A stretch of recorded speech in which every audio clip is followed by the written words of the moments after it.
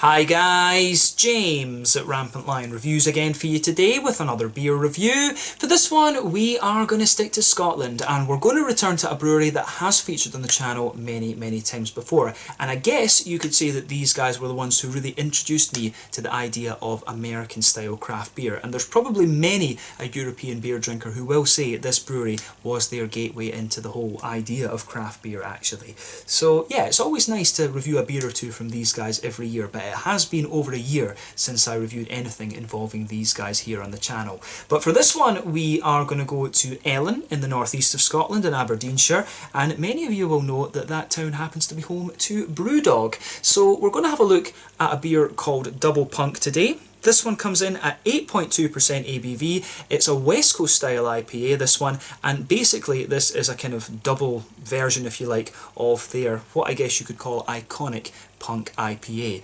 So yeah, this one was a beer that I was really interested in when I first saw it announced back in about May or so of 2020. I did see it in the Netherlands back in July, was it, that I was there? Something like that, maybe September. I did see it down there at that time actually, but of course I was more interested in picking up a few different Dutch beers, and I thought, well, I will be able to get this one at home, I'm sure. But yeah, very curious to see how this beer turns out. Punk IPA, as I say, you know, whether you like it or not, is one of the kind of iconic craft beers of today. It's, you know, the gateway beer for many people getting into more adventurous things. But yeah, I have to say I am just quite curious about this one. Punk IPA back in the day was a great beer. The recipe, of course, though, has changed over the years and it's definitely nowhere near as good as it used to be. But I am wondering about this one, if we are going to get something that's based on the original Punk IPA recipe actually. So fingers crossed we get something like that. Over the last few years I personally feel that the Brewdog IPAs have deteriorated in quality, but that said, the last canned beer I reviewed from these guys was the Hazy Jane, and that was really nicely done actually. I will compliment Brewdog on that actually. That was a really nice beer. But I do feel that the IPAs have deteriorated generally speaking, but I think the stouts and darker beers have kept up a similar quality to what they always were back in the day. I think that's definitely a fair statement when it comes to these guys. But yeah, fingers crossed this turns out to be one of the better Brewdog beers that I've had on the lighter side of things in recent times, and hopefully you guys enjoy my take on this one as well. This is one, as I say, that just piqued my interest, so I thought I would film a review of this while I was home here in Scotland. So let's see how we get on then. So as always with my reviews, I'll tell you a little bit about the brewery before we taste the beer. If you want to get straight to the tasting, just fast forward. All the usual links are in the video description below. That's the brewery website, the link to my other reviews that I've done from Brewdog before, and you will probably see more added to that at some point in the future. There's all the usual social media down there. If you want to see more reviews, do please consider subscribing to the channel. The whole channel, of course, has a geography-based tagging system, so you can go into the homepage and search for beer based on country, city, state, county, province, prefecture, whatever it is you're interested in. Do check out the playlists of beers from different countries. There is one there for all the Scottish beers that I've reviewed for you, and that's being added to quite regularly at the moment because I am enjoying a little bit of time at home in the motherland. And like I say, I hope that you guys enjoy my take on this one, and do make sure you get in touch and let me know some of the other beers and breweries that you guys would like to see me review. It's always great to hear from you guys that are watching the videos, and the support that you show the channel is hugely appreciated. So anyway, to tell you a little bit about Brewdog then. This is a very kind of condensed version of their history, if you like. So, as I've told you before, Brewdog is the love child of James Watt and Martin Dickey, and the company was founded back in 2007, and their first brewery was in a small, very kind of small unit in the Keswick Industrial Estate in Fraserburgh in the very northeast corner of Scotland, right on the tip of the monster's nose, as I always used to say. But more recently, in 2012, these guys moved their main brewing operations to a new, very shiny and purpose-built facility in Ellon, which is closer to the city of Aberdeen, where I used to study chemistry. And these guys were known for being a very kind of experimental craft brewery, and at one stage for their sour beers as well. The Tactical Nuclear Penguin, the Sink the Bismarck, and the End of History. They held the title of World's Strongest Beer on 3 separate occasions. But these guys were largely inspired by the American craft beer scene. Stone brewing were basically a big influence on these guys, and when it comes to the original recipe for the Punk IPA, you could really taste the similarity between that one and the Stone brewing IPA. Actually, there was quite a bit of similarity to those actually. But these days they've got several brew pubs throughout Scotland, England, and across the world these days.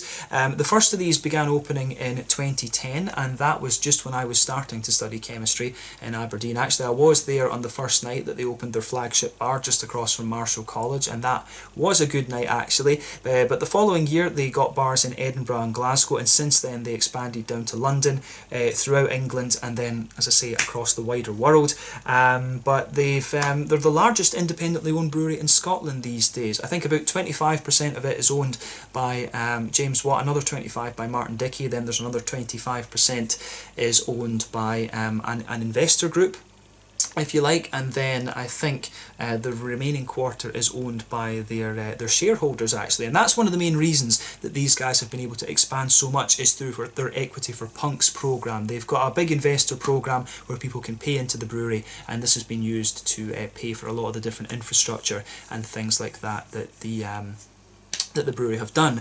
But they also started distilling spirits recently. They released their spirits under the name Lone Wolf Distillery. They've got two other breweries these days. There's one in Columbus in Ohio. They've also got another one in Brisbane in Queensland in Australia these days. And at their site in Ellon, in Aberdeenshire, they've also got the Overworks, which is their sour beer brewery, which is quite impressive actually. They started producing beers out of there in early 2019, and some of those are pretty good. I do need to have a look at some more of those actually, and see how they are, because I have heard that they are pretty good actually. I've tried one or two, and the ones that I did try were quite nice actually. But they also took over Stone Brewing's facility in Berlin, so I guess these days they've actually got 4 breweries. So yeah, Ellon in Aberdeenshire, the Old Stone Brewing facility in Berlin, the Columbus, Ohio brewery in America, and then they've also got the one in Brisbane in Queensland and Australia too. So 4 different breweries these days. They've produced a hell of a lot of different beers over the years, and I think all 4 of the breweries are kind of operating a little bit independently, to be honest with you. I think all 4 of them are allowed to produce, you know, their own recipes and stuff like this actually. But yeah, these guys, as I say, over the years they have done some really interesting and very, very quirky beers. They're starting to re-release quite a few of the different crazy ones that they've done over the years, such as the Tactical Nuclear Penguin, the Sink the Bismarck and stuff like this. So I will need to see about trying to get a hold of some of those for you to review on the channel actually. That would be very nice. But as I say, in Sweden we're a bit limited on what we can get it, and they don't actually have a bar in Copenhagen where they sell the Brewdog beers. So yeah, I'm surprised they've never opened one up there. But yeah, they've got bars in the likes of Roppongi in Tokyo. They've got a few things in Australia these days. There's one in Korea. I don't know if I think they've got one in Shanghai and Beijing, if I remember right. There's one in Sao Paulo in Brazil, and you know, various things in the States and across Europe these days. So you know, Brewdog is stocked in many supermarkets worldwide, and you know, the Punk IPA is probably their kind of flagship and most well-known beer. So yeah, that was the main reason why I decided that I wanted to review this one for you here on the channel. So yeah, there we go. But yeah, that's all I can really tell you about Brewdog for the moment. These guys, as I say, were my kind of introduction to American style craft beer, and I've known these guys from the very, very early days, and let's just say they've changed a hell of a lot. Some things that they've done have been very, very questionable, and they are quite corporate these days, and they haven't always been the nicest to the local authority in Aberdeenshire or to various other local organisations, if you like. But yeah, they have been behaving a little bit better in recent times, we will say that for them. But yeah, if you want to learn more about this brewery, you can check out the brewery website. You can follow them on Facebook and Instagram to keep up to date with all the latest goings on, and you can of course check out the Rate Beer, Untappd and Beer Advocate pages to learn more about all the different beers that these guys have done. So yeah, let's get on and actually have a taste of this beer then. So I'll just let you have a little look at the artwork on this one before we open it up. As you can see, the artwork on this one is basically the same as the original Punk IPA, just with a kind of silver stripe across it, I think, rather than a kind of blue one. But of course, Brewdog's artwork has evolved over the years, and it does look, you know, a little bit less kind of crazy and out there compared to what it used to. But there you can see Double Punk, 8.2% ABV, 440ml can, this one. But yeah, the artwork on this one, it is better than the first change in artwork that they had, but I do miss the original stuff actually. The original artwork that these guys that they had, I think personally, was the best one. But the beer that started it all, Amplified. You know, they do like to call their stronger beers like Jackhammer and things like this Amplified. Jackhammer is worth trying, I would say that. I really like that one. 5am Saint was always one of my favourites as well. And Coco Psycho Riptide and oh, what was the Scotch ale called again? The name of the Scotch ale's gone right out my head. They had a lovely Scotch ale back in the day, and it's that beer. The name of that will probably come to me a little bit later on, of course, after the review. But yeah, 440ml can. This one, my dad picked this up for me in Tesco supermarket, £3 I think he said it was. So yeah, this one I'm very, very curious about. The hops in this beer are Centennial, Citra, Mosaic and Simcoe. I know that's different from the original recipe, because I think Mosaic wasn't around at that time, so I think it was Amarillo that was in the original one, so the recipe is different. It's got a base of purely pale malt, and like I said, it comes in at 8.2% ABV. So without further ado then, let's get this guy out and we'll get on with the tasting. Very curious to see how this beer turns out. So yeah, let's get it out and into the glass. So yeah, there we go. I think, yeah, we've got about 3/4 of it or so in the glass just now. I'll put the other bit in just a little minute once we've had a look at the aroma and things like that. So yeah, as you can see with this beer, it's poured a very bright kind of pale golden straw colour actually. I do remember the original Punk IPA being a little bit more amber than this one, I have to say. Remember that the colour of your beer is dependent on two things. One, the type of malt that you use, and two, the length of the boil. The longer that you boil the beer, the darker the malts, the colour of the beer becomes, because the sugars caramelise a little bit more. The other thing to notice about this one, or to note about this beer, is that this contains only pale malt. The original Brewdog IPA had a few things like biscuit malt. I think it had Maris Otter in it as well, if I remember rightly. The original Brewdog IPA had more than a single base malt in it, so yeah, that's definitely worth noting about this beer. But yeah, the beer itself poured with about a half finger of a frothy, I would say perfect white head. That is fading away, of course, to just be a very, very kind of thin foamy layer, but there is quite a substantial foamy ring around the edge of the glass there. But like I say, pale golden straw colour, definitely lighter in colour than I remember it being, but in terms of a kind of more West Coasty type IPA, it's not overly surprising. You can get ones that are this colour, but as I say, if it's a double West Coaster, you would maybe expect it to be a little bit more amber than it is, but we can overlook that just now.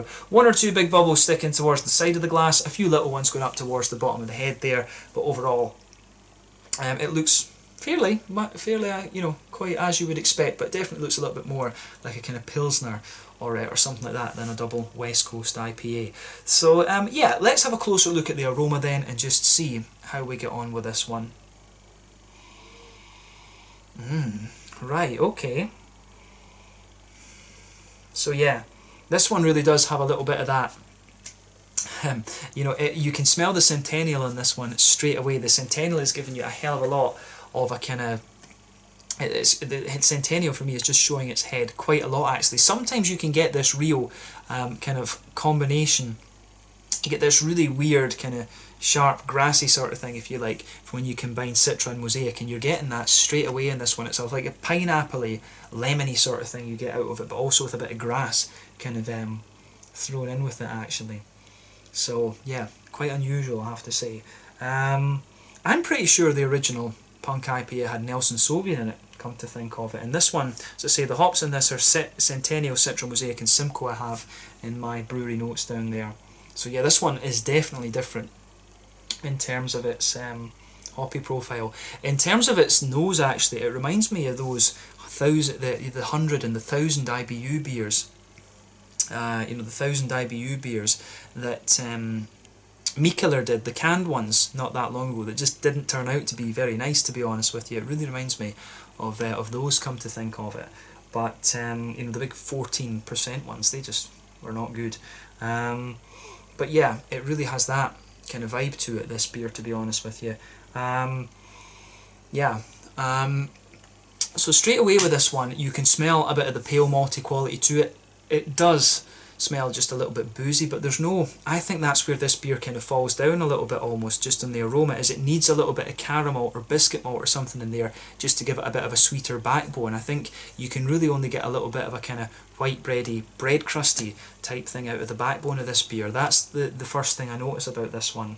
You would expect a little bit more from a sort of 8.2% double IPA, to be honest with you. But you know, in fairness, I've had IPAs and stuff like that before that have simply been pale malt and they've worked, so we'll give it the benefit of the doubt for the moment. But the aroma for me, it really does remind me of those Mikkeller ones, the kind of 1000 IBU ones that I had a little while back, the 3000 IBU and the 0 IBU ones that just yeah, the sort of yellow, the lime green and then the dark green can, those ones were just nowhere near as good as the original 1000 IBU. But yeah, the malt base in this one, it does have a little bit of an almost biscuity, honey-like booziness to it. It doesn't have a proper kind of biscuity malt, Maris Otter kind of caramelly sort of thing to it. You know, straight up white bread and just a little bit of boozy, kind of biscuity quality to it, which is kind of, yeah, it's a little bit unusual to be honest, but the beers I've had that have had this kind of aroma from them have not been that great, to be quite honest with you. But yeah, on the hoppy side of things then, in this beer, you do get a little bit of an earthy character out of this one. You get a wee bit of floral aromaticity and you get a bit of lighter grassiness, so the green component is kind of what you would expect. You can tell from the aroma of this one though that it's not a big bitter beast of a thing. Punk IPA I think had about 70 IBUs in it, something like that, so it did have a little bit of a bitter bite originally. This one I think seems as if it's been, you know, the recipe's been kind of played with. It will be based I think on one of the newer recipes of Punk IPA where they've toned down the bitterness, if you like, compared to what it always used to be, because you know, Punk IPA was a pure West Coast IPA. These days it does have the West Coast kind of malty biscuity base to it, but it's not got the sweetness that it used to, and it's more kind of toned down in terms of bitterness to suit the New England generation of drinkers, if you like. But yeah, on the fruity side of things, you can get a wee touch of you do get a wee touch of a sort of you get a wee bit of a kind of passion fruity grapefruit sort of thing out of it. It's got quite a bit of gooseberry. For me, this beer really comes across as quite gooseberry-like. There's a bit of lime. There's a bit of kind of a lemony character in there. So yeah, quite a bit of a lemony note to it. I don't get so much in the way of the kind of tangerine oranges that you'd normally expect from Mosaic. You can get a wee bit of the more oily passion fruity quality from Simcoe, but it's not overly much. It does come across as being a little bit of a kind of dried apricot type quality you get out of this beer. Maybe a bit of a dried mango in there too, but yeah, to me overall quite gooseberry like, you know, bit of a dried sort of lemony character to it.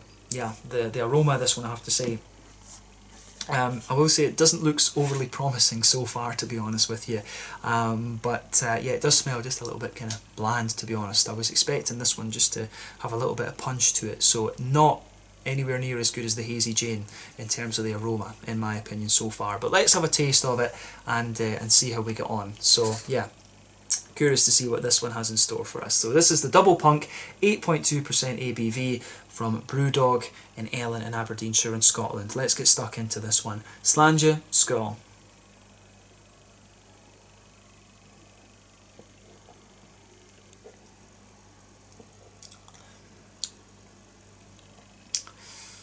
Yeah, okay. It does have a wee bit of a bitter kick to it when you take it in, but it does, you know, again, it just in the malt base in particular, I just feel it's lacking. Pale malt in a beer that's this strong on its own, it just doesn't work. It just does not work. You know, it's a sort of beer that it's kind of okay, but you know, I guess the problem that Brewdog have is that they set themselves such high standards in the early days when it came to IPAs that they just they've just not been able to kind of keep up with that, actually. As I said, you know, some of their stout beers and things like that have been really nice. Cocoa Psycho, Riptide, Dogma, that was the Scotch ale that I was looking at. You know, they're more malty leaning beers, were always really good, and they are still pretty damn good today, actually, in my experience. But the IPAs have just not kept the same standard that they used to. And to be honest, when it's only got pale malt in its base, it's just careless. I mean, it shows a little bit of a lack of... It just shows a little bit of a lack of caring almost for me. If you're only going to put pale malt in the base rather than putting a bit of caramel in there, or Maris Otter, or, you know, something like this, you know, to me it really shows a lack of caring about your product. And that's, I guess, you know, that for me that kind of sums up quite a bit of Brewdog's attitude in recent times, to be honest. It's not about the beer anymore, it's definitely about the kind of money making thing, sadly, which is what Brewdog said they would never be. So there you go.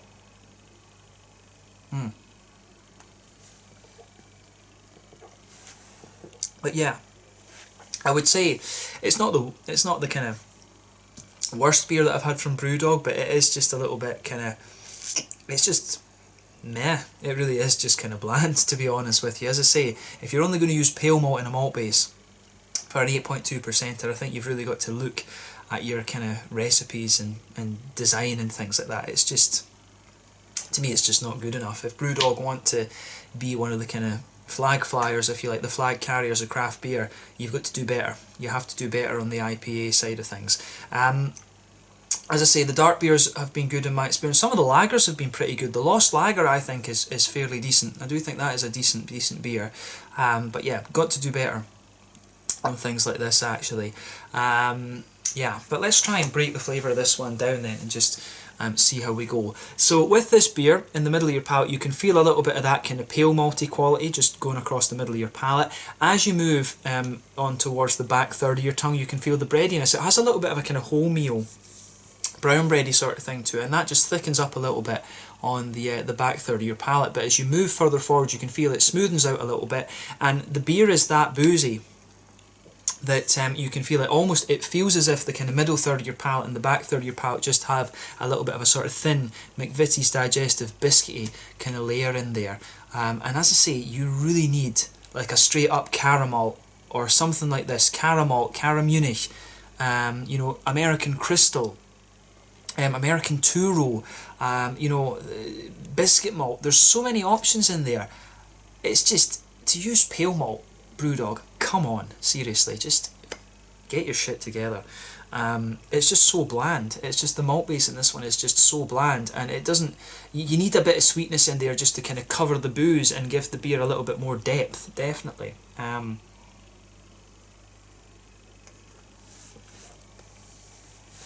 So yeah. There's not much more to say about the malty side of it than that. Maybe you'll get one or two little woody undertones if you go to the front corners of your palate and move diagonally back. You'll maybe get a few kind of woody undertones coming out of the beer, but other than that, there's not a lot to report. Like I say, pale malt, sort of a white bready, wholemealy kind of bready sort of thing, a little bit of a kind of thin, almost McVitie's digestive biscuity sort of thing to it, just a boozy kind of biscuity caramel wafery sort of thing on the middle and back third of your palate. But yeah, other than that, not much going on. On the hoppy side of things then, back corners of the palate, you do have a little bit of earthiness there. I would guess that that's the mosaic in this one. As you move further forward along the side of the palate, it does get a little bit more kind of it does get a wee bit more herbal, and then as you reach the kind of front corners, pardon me, of the palate, it's got a little bit more of a kind of floral aromatic sort of thing going on. I wouldn't describe it as spicy, I would say that it leans more towards the kind of aromatic side of things. But as you go round the front curve of the palate, it's a little bit lighter and grassy, and yeah, that aromaticity just kind of lingers into the aftertaste a little bit. But on the front third of your palate, that's where you get that nice oily bubble where those juicy fruity esters just roll on their way out of the beer. And there is a wee bit of stuff going on there, in fairness.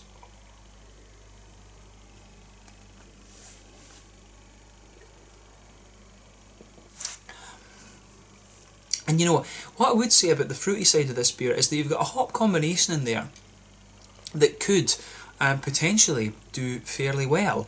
You know, if you go to the back of that front third of your palate, you've got a wee bit, you do get a wee bit of that kind of stronger passion fruity. You get a very slight grapefruit, then you get a more stronger kind of passion fruit. You know, that'll be the Citra and the Citra and the kind of Simcoe that's giving you that.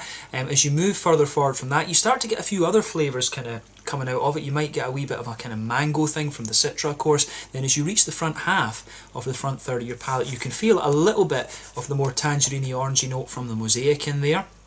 But I would say the Mosaic does take a little bit of a back seat, but then you start to get the Centennial and the sort of strength and citrusy character of the Centennial coming out of this one. You know, you really have this vibe about the kind of front third of your palate of being, you know, like dried apricots. It really has a little bit of that kind of dried apricot, dried mango type sort of thing to it. A little bit of a sultana, peary type quality as well. So yeah, and I think that's probably coming from the fact, I think I would suggest that that's probably coming from a mixture of the yeast and the pale malt in this one. I think, you know, this beer, with a bit of tweaking, and with almost what I would suggest is less laziness on Brewdog's part, they actually have a few components in here that are workable. You know, the hoppy component, the fruity side of things, I think potentially has a good mix. I mean, you've got Citra, Simcoe, Centennial and Mosaic in here, all solid hops. The green side of the beer is decent for a kind of modern, for a kind of 2020 take on the West Coast IPA.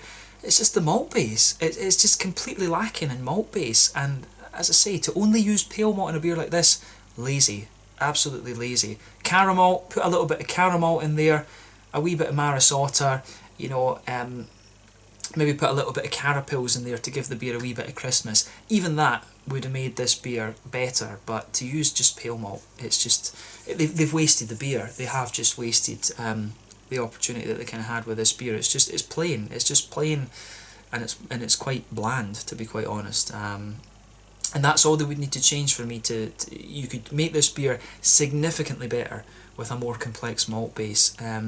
And you know, some people might disagree with that. Some people maybe like the pale malt sort of thing in here. But I think pale malt works well with pale ales and stuff like that. I don't think it works so well with the higher end of the alcohol scale like this. But this beer, pale malt at an 8.2% West Coast IPA, that's a bit of a joke, to be quite honest with you. Brewdog should kind of hang their head in shame at that one. So yeah, let's say no more about that. So yeah, this beer, the fruity side of things is decent, the green side of the beer is decent, but the malt base is a complete letdown, and that kind of just sort of kills the whole beer, to be quite honest with you. But yeah, in terms of the mouthfeel of this one then, what would we say about it?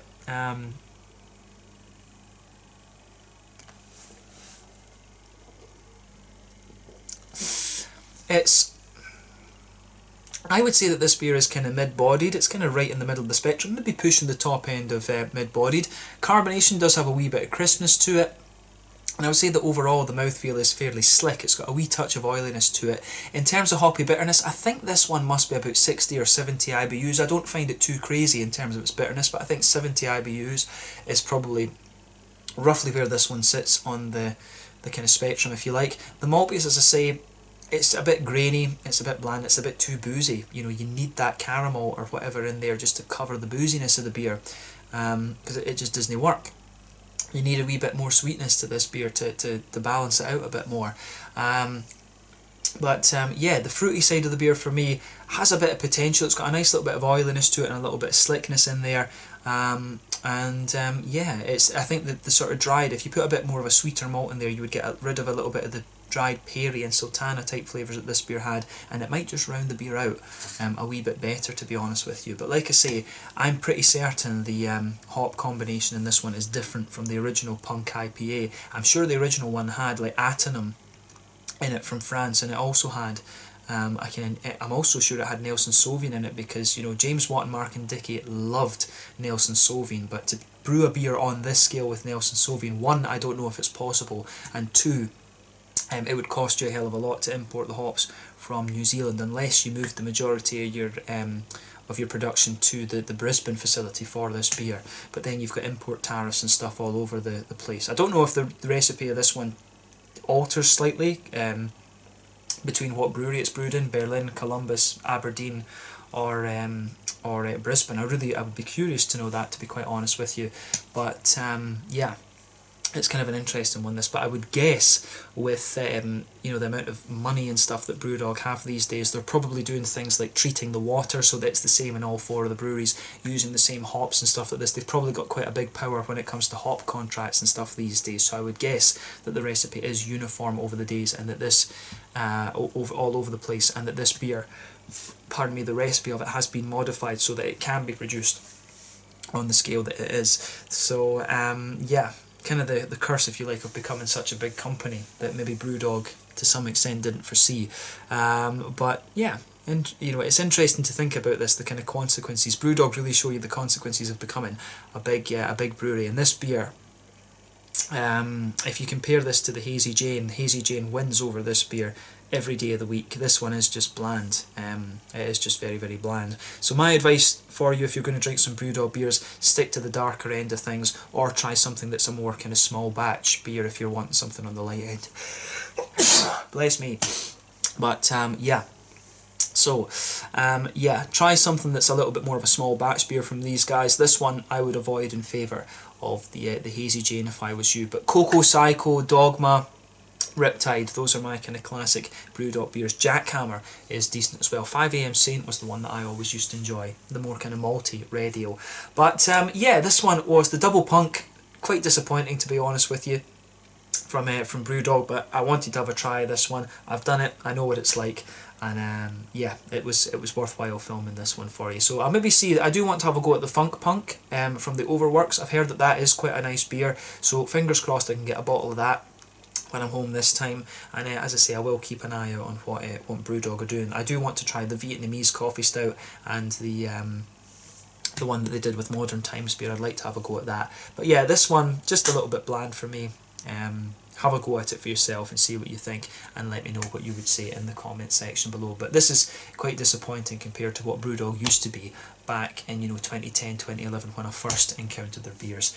But yeah, let's leave it at that then. Once again, thank you for watching my beer reviews. Until the next time, please like, subscribe, share, all the usual YouTube stuff. Let me know your own thoughts on this beer in the comment section below. Let me know what your favourite beers are from Brewdog, and we will return to these guys at some point fairly soon. Fingers crossed for a Funk Punk review, and we will see what we do beyond that. As I say, the Vietnamese coffee stout I would like to try, and yeah, see if that keeps up my hypothesis, or my postulation, if you like, that Brewdog are better at the dark beers these days than they are the lighter side of things. Thank you again for watching. I'll catch you guys on the next review. This one was the Double Punk 8.2% West Coast IPA from Brewdog in Ellon in Aberdeenshire here in Scotland. Slange it, skull, cheers, and catch you guys on the next one.